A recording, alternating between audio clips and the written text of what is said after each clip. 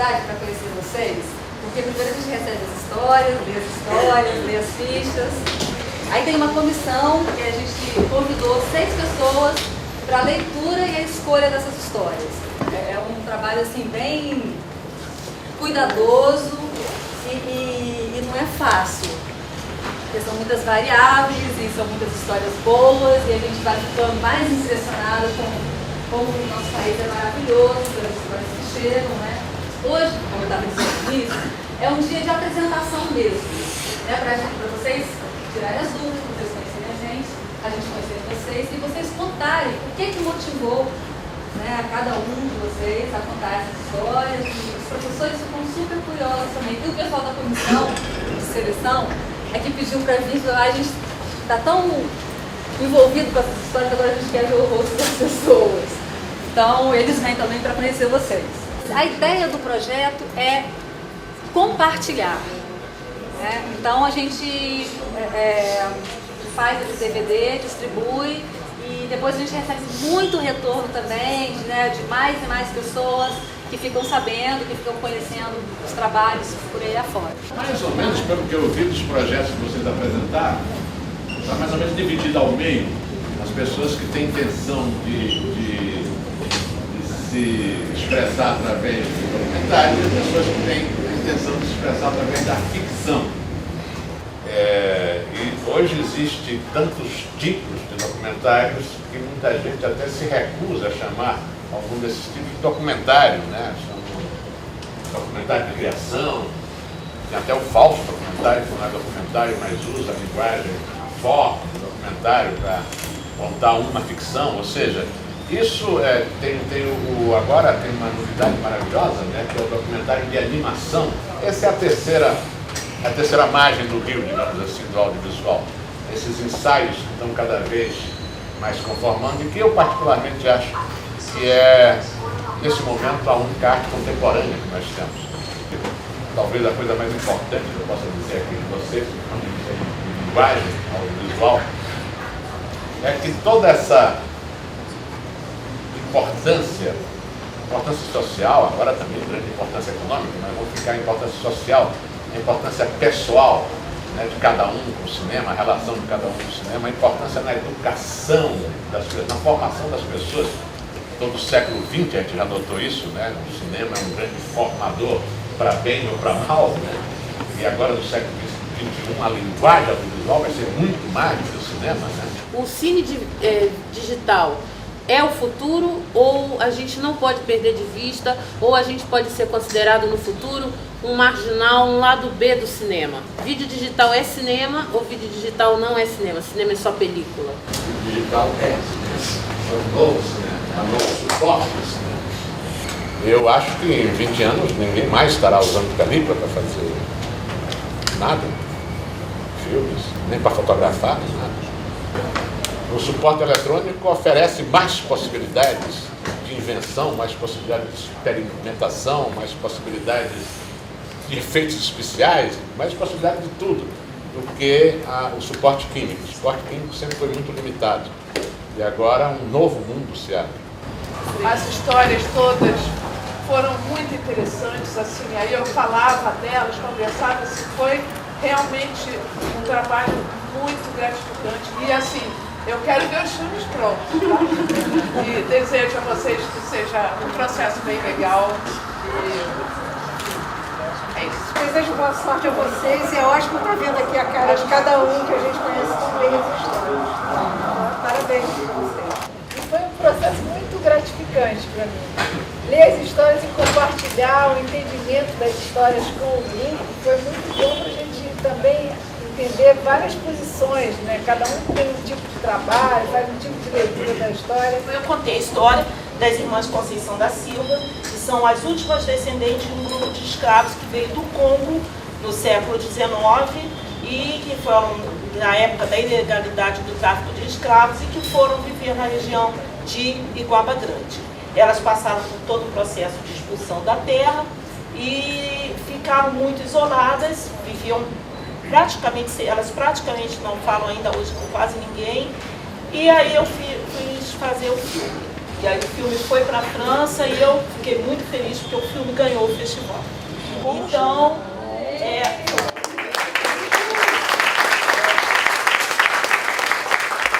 as crianças da cidade tinham medo delas, né? E quando elas passaram a ser personagens do filme, isso mudou a história delas. Então a relação delas com a cidade, agora a cidade tem as irmãs como as estrelas internacionais que ganharam o Festival de Filmes na França. E isso também foi muito bacana. Além do que o dinheiro do prêmio ajudou elas a consertar o telhado da casa delas, o que para elas foi melhor. Então, isso tudo, para mim e para as irmãs, foi através do TV Novos Brasil.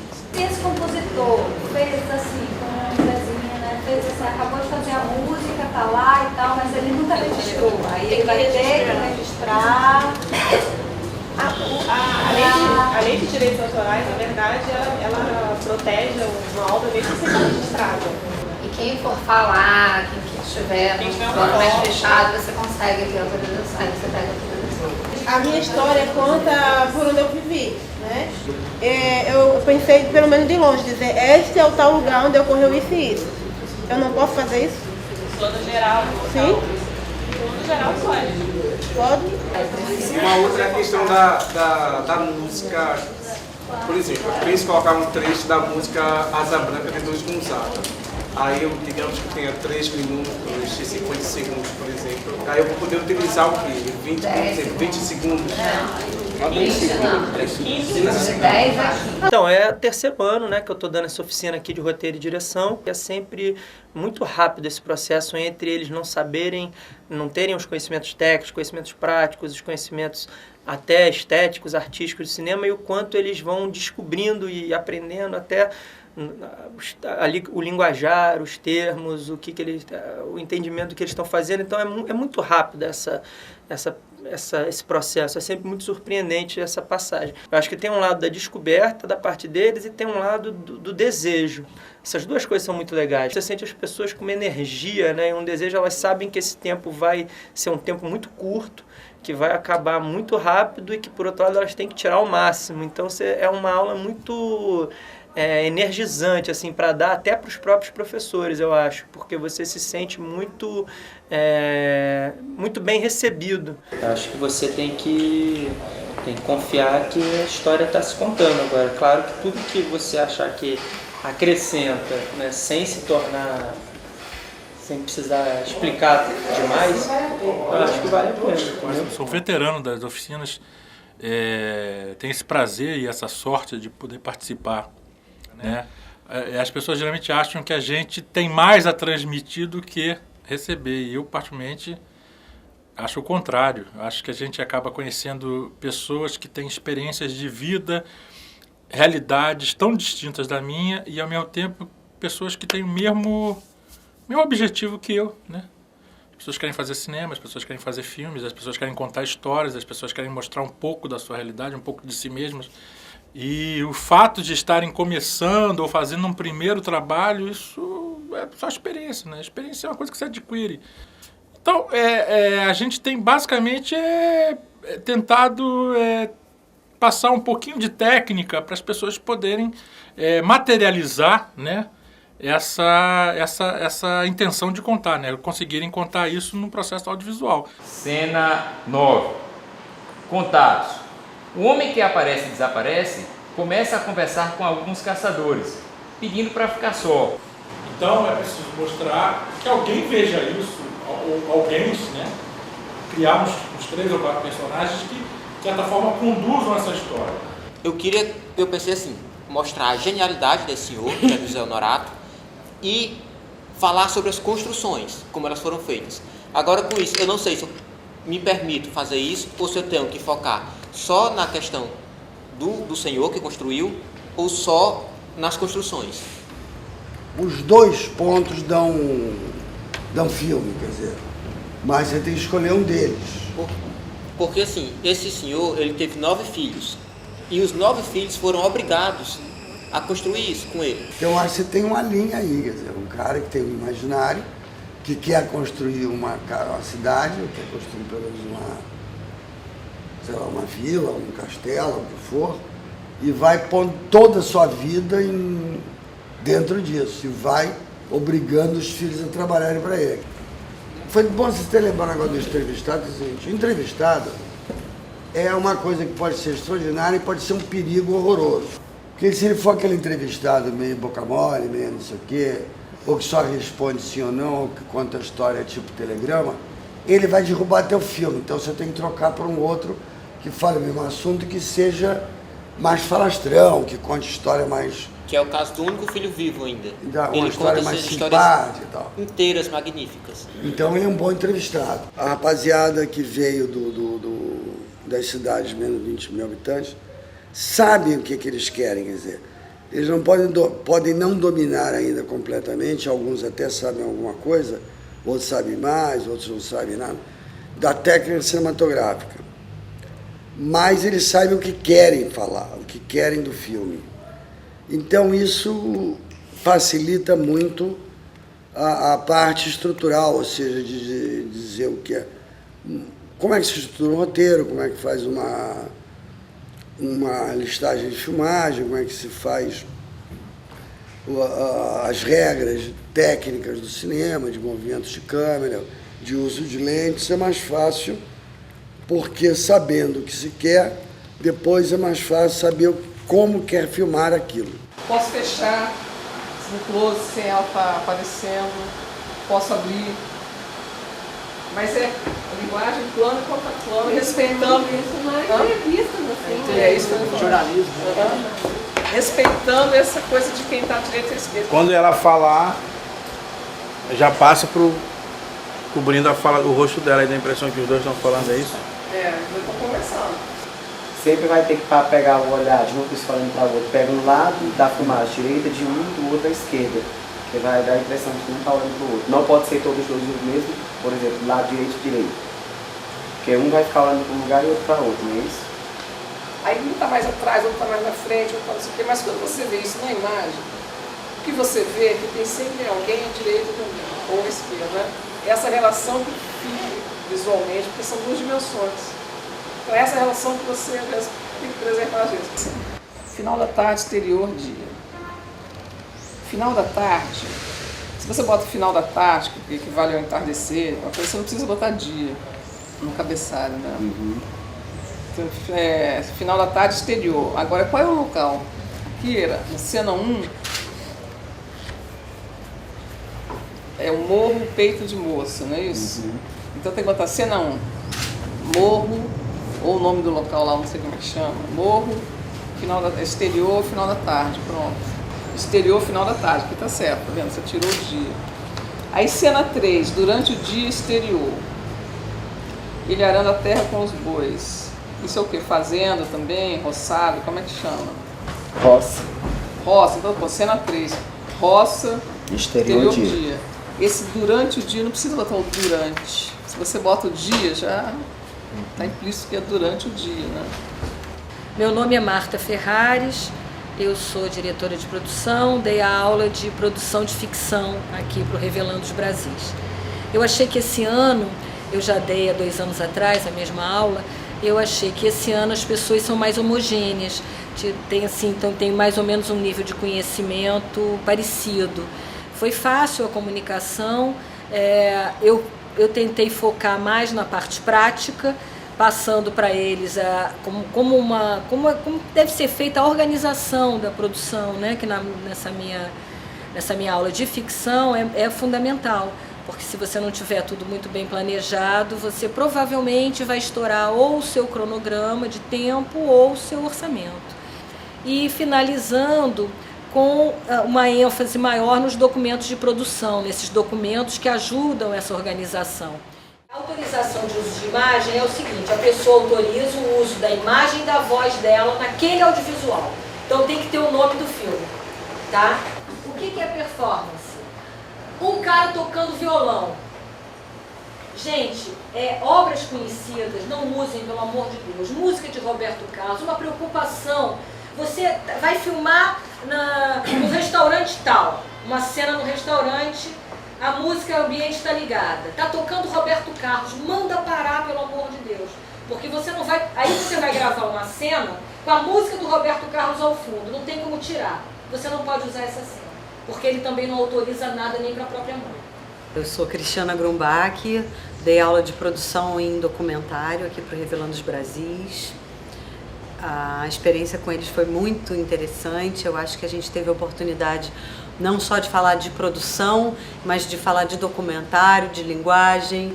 E a gente teve também a chance de falar especificamente do projeto de cada um. Vamos dizer que eu faço um documentário, não esse que eu já estou, né? Mas que eu tivesse feito um documentário onde alguém escapou dessa autorização.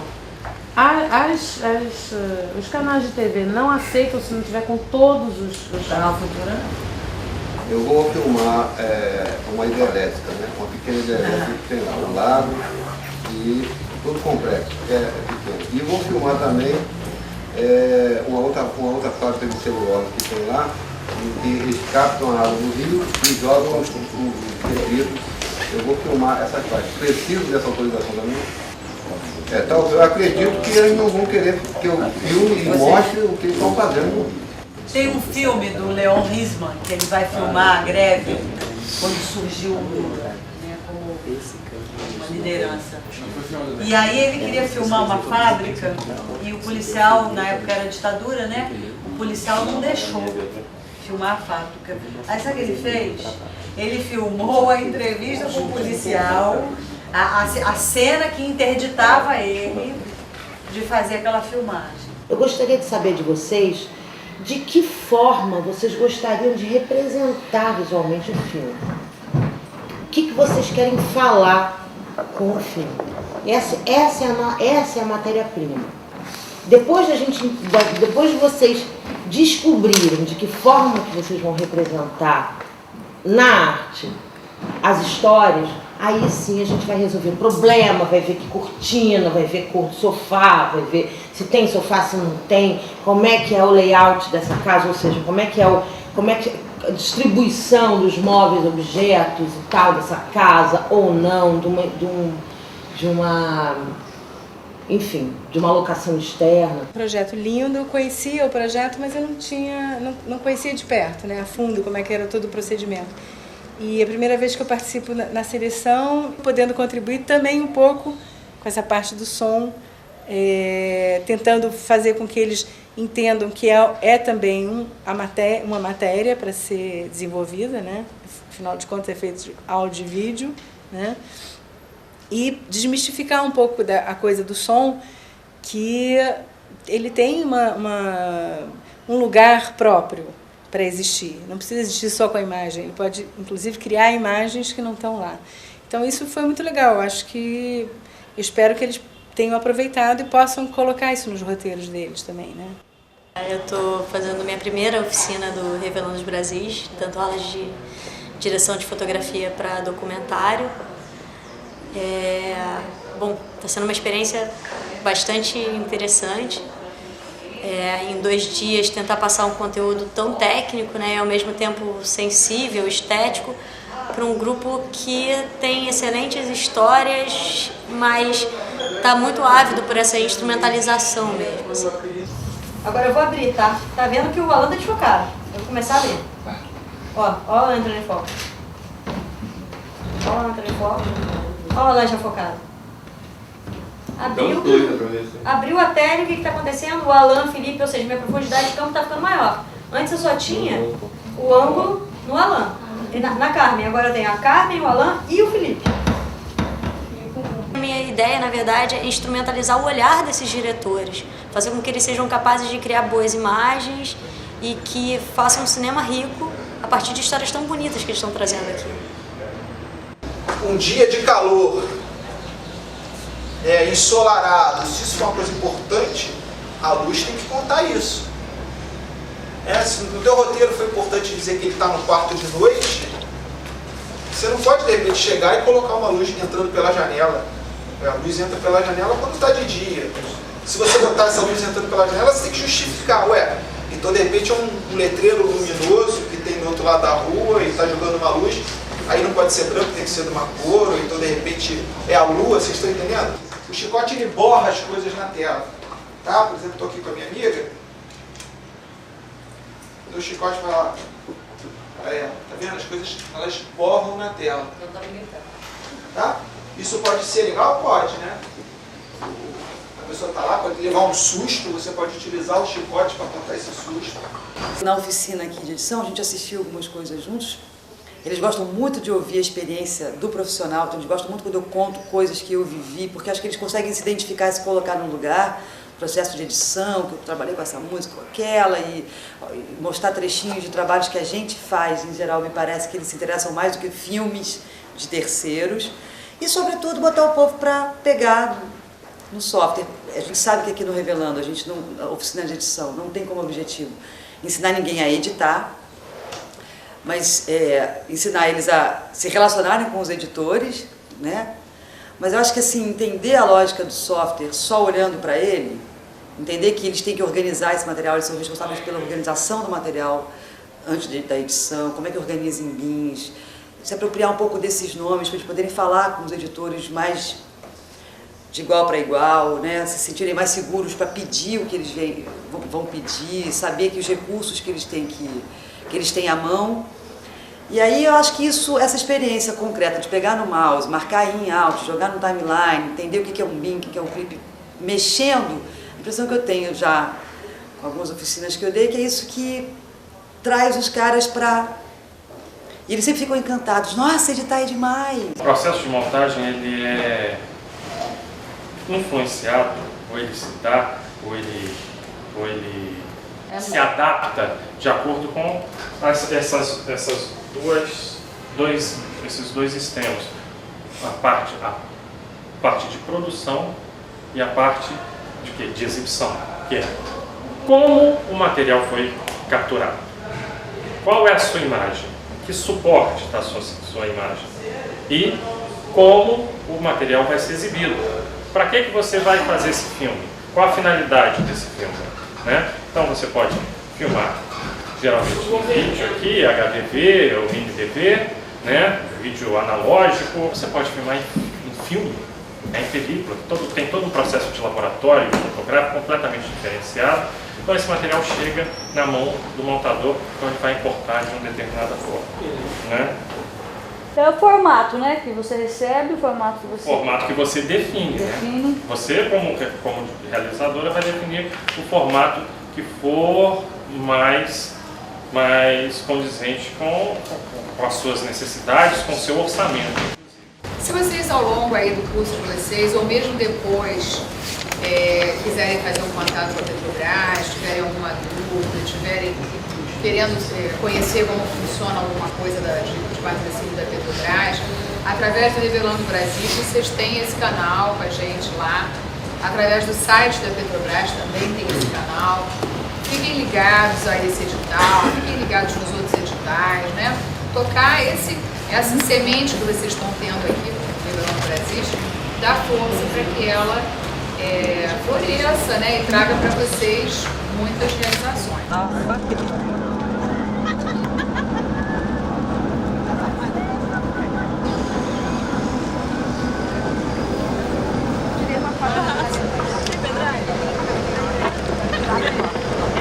Filha, não ajeita, a gente deixa quase me perdi numa floresta.